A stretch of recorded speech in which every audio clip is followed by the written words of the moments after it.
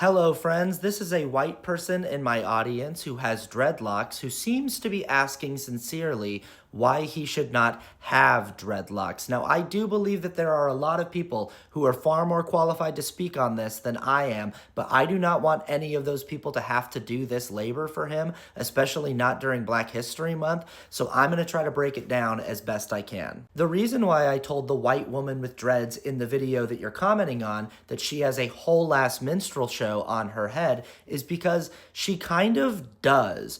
White people's hair does not naturally form into dreads anywhere near as easily as black people's natural hair does. You can see that the roots of her hair are a lot like mine. They're very fine and straight, which means it takes a lot more effort for her to form her hair into dreads than it does for a black person to do that. It's kind of like Rachel Dolezal getting a really tight perm to try to mimic the natural curls of a black woman's hair. And this is honestly not that different from doing blackface. If I wanted to make the tone of my skin darker, there's only so much sun tanning I could do to accomplish that naturally. I only have so much melanin in my skin. At some point, I would have to use makeup to artificially darken my skin if I wanted to achieve certain tones. Now at this point you might be thinking, come on, this feels like a reach. Minstrelsy is an insulting clown act. Some people just see natural hairstyles like cornrows or dreadlocks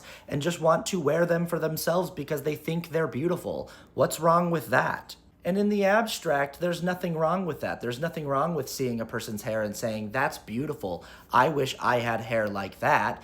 But if you add historical context, the problem becomes pretty clear pretty quickly. Historically, black people have been punished and dehumanized for wearing their hair naturally. They've been told that their hair is unprofessional in the workplace, or thuggish, or inappropriate. They have been racially profiled by the police for simply existing on the street with a natural hairstyle. So when white people who are part of a racial demographic that does not historically experience discrimination for the way that their hair naturally grows out of their head decide to appropriate black hairstyles because it just looks nice or seems fun, it's not dissimilar from minstrelsy, which is essentially just white people getting on stage and saying, I know that we're part of a society, an institution of power that regularly dehumanizes these people for the amount of melanin they have in their skin, but wouldn't it be fun if I pretended to have that much melanin in my skin just as like a goof,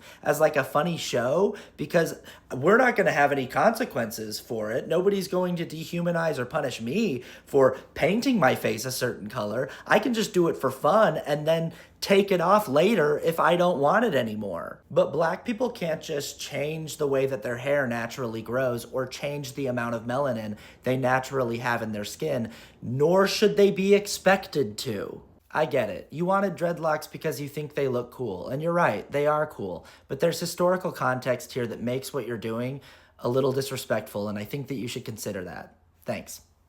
Hello friends, so this comment comes from a video that I made yesterday where I was trying to explain why it can be culturally insensitive or disrespectful for white people in America to wear their hair in cornrows or bantu knots or locks. A lot of white people in my audience got pretty pressed about that video, so I think that this is going to be a topic that's going to take a little bit more work. There's this really interesting psychological phenomenon that happens with people in my audience, people who agree with me 99.9% of the time, who love it when the spotlight of my critique is on the people they already disagree with. But the moment that spotlight touches any part of them or their unexamined beliefs, they instinctively snap into this reflexive defensiveness. And it's really kind of funny if you think about it. The idea of following someone and being like, I love this guy. Everything this guy says is fire.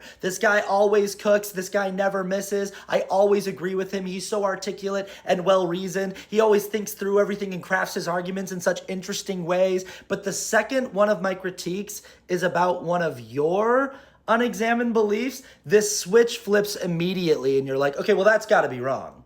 That's gotta be wrong because he's talking about me now. I like when he's talking about the Trump people. That's spot on, but this is about me. Does he know he's talking about me?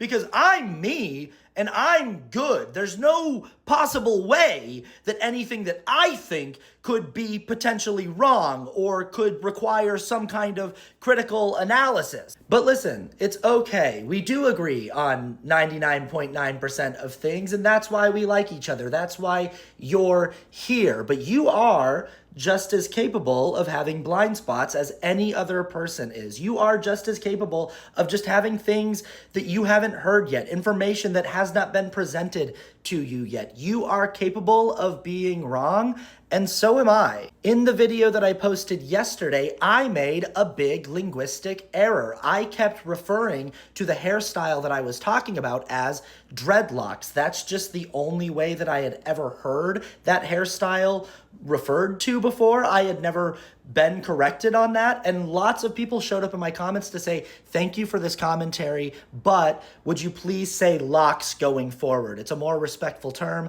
Please say locks. That's the first time I had ever had that correction. That's the first time that information had ever been presented to me. And rather than getting reflexively defensive and being like, how dare you correct me? I was like, oh, okay, that's information I did not have before today. I now have that information and I can make the correction going forward. I do think that if you watch the video again that this comment comes from and you try to be a little less defensive, I do make the argument quite clear as to why it could be potentially culturally insensitive for white people to wear their hair in locks. But since we're here, let's go through some of the most common responses I was getting from the white people in my audience who felt kind of pressed about that video. A lot of people were saying, you know, black people do not own those hairstyles. If you look throughout history, lots of different cultures have worn their hair in lots of different ways. The thing is, we're not talking about world history. We're not talking about a complete anthropological record of all of human history. We're talking specifically about the history of the United States of America and its institutions of power. And that history is a history where black people have been discriminated against, marginalized, and oppressed because of the amount of melanin in their skin and the way that their hair naturally grows. And white people in this country's history have not experienced that same systemic discrimination for those same reasons. In fact, it is white people who are the source of that systemic oppression. A lot of other people were saying it's absurd to be this focused on what someone else's hair looks like. Nobody else's hair should be anyone's business but their own. This is what makes people not take liberals seriously. Here's the thing.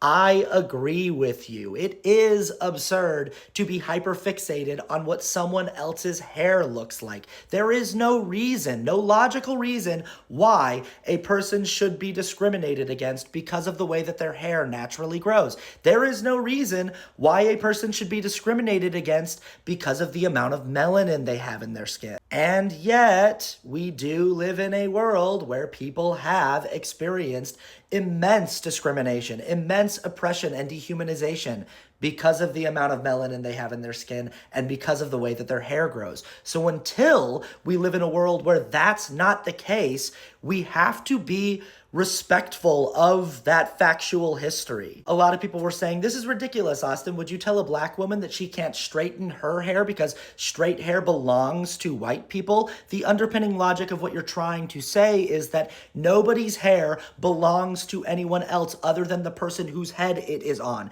Nobody owns a hairstyle. Nobody should be concerned about anyone else's hair. And there is a nugget of truth to what you're saying. You're right that in an ideal world, we should not be concerned about these things, but we do not live in an ideal world. And in the world we do live in, white people have never experienced discrimination for having straight hair, which is why it is not culturally insensitive for black people to straighten their hair, but it is culturally insensitive for it to go the other way. A lot of people said, what gives you the right to speak on behalf of the black community? I am not speaking on behalf of the black community. I am simply repeating what black people have told me about this issue throughout the years. And I was doing that labor because I did not want black creators to have to do the emotional labor of re-explaining this topic, especially not during Black History Month. I think it's pretty clear what's happening here. You're getting defensive because I'm pointing at one of your blind spots and asking you to take a sincere look at it, and that can be really hard.